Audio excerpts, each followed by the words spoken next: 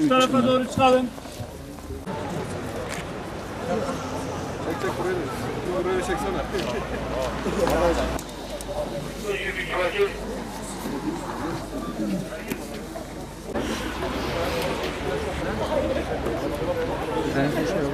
Biz buradayız. Başkan yardımcı gelin görüşelim. Görüşmeyeceğiz demiyoruz ki abi. Biz dışarıda kaldık. Dışarıda görüşmek istiyoruz. Bana bir şey var. Abi biz dışarıda kaldığımız için dışarıda görüşmek Görüşme sağlayan başkan içeride mi acaba? Yoksa o da ondur ha. Yani bu kadar kişinin dışarıda olması, Başkan Bey'in içeride olması daha mı? Başkan içeride değil. Başkan Ben bir içeride görüşme değil. yapacaksam başarısın arkadaşlar. Yok o değil. Başkan bunun üzerindedir ya. Abi teşekkür ederiz. He bir dakika gel. Abi sağ ol, teşekkür ederiz. Şey değil ya. Abi Allah gelmez. He bir dakika gel böyle. Teşekkür ederim.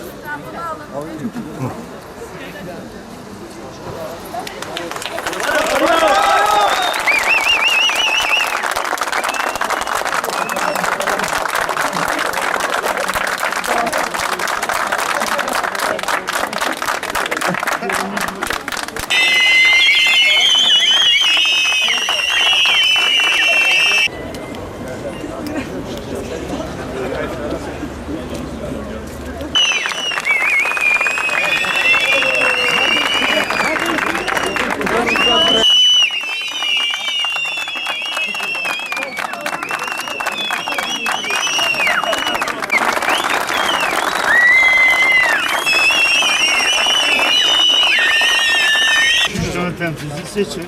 Abi bizim temsilcimiz içeride var zaten. İçerisinde görüşsünler. Abi ekstradan İçeride bizim var zaten. başkanımız içeride var abi. Tamam yani şeydir. Arkadaşlar belediyesinde belediyesi. Bunu bildiğimiz için buradayız abi. Ona şüphesiz. Belediyesinde belediyesi. Belediye halkın belediyesi. Tamam. Oturan mısın? Konuşalım sonra. Tamam. Tamam. İşte sıkıntılarınız olabilir. Farklı şeyler olabilir. Ne olacak? Sorunları konuşarak çözeriz. Abi temsilcimiz içeride mi? Konuşmak, yani konuşmadan çözülmez. Değil mi? Ama biz iyi niyet göstermişiz, gelmişsiniz ta belediyenin önüne kadar. Allah razı olsun. Tamam. Biz diyoruz ki halkın belediyesi.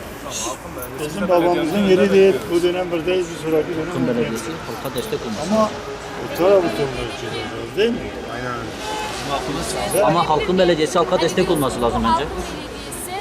O zaman bu ayrımı yapmıyorsa kendi evindeki kişilere neden bunu yapıyor? İşini kendi evinden alıyor.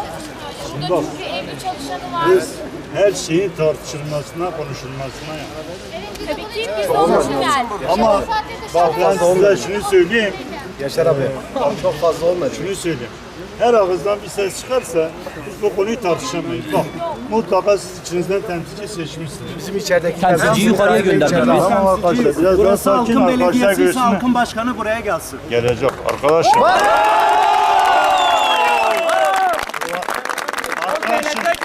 Provokasyon yapma. Bak, sen provokasyon yapma. Bak ben seni uyarıyorum. Provokasyon yapıyorsun. Belediye başkanı gelecek. Tamam.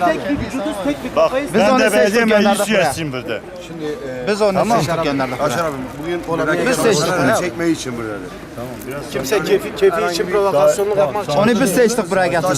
Sen tamamıyla sen yanlış bir şey. Nasıl Yok, gelmiş? bak, arkadaşımız Hiçbirisi provokasyonluk için burada değil. kitleyi sakinleştirmesi Hayır. gerekirken Eğer bir barış platformumuz varsa, bir barış halkı varsa biz de barışçıl bir şekilde buraya geldik.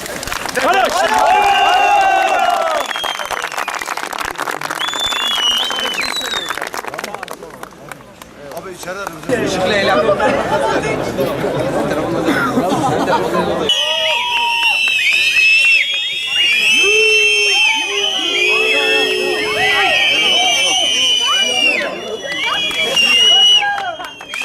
Ekmek değil.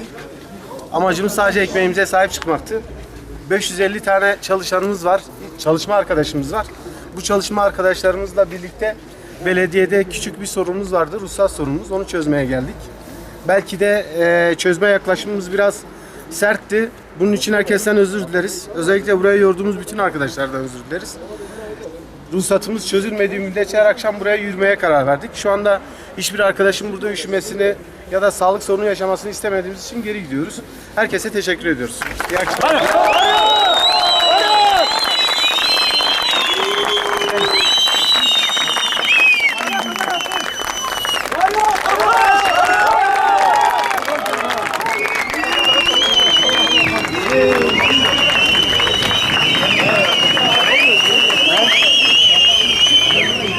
Doğru bir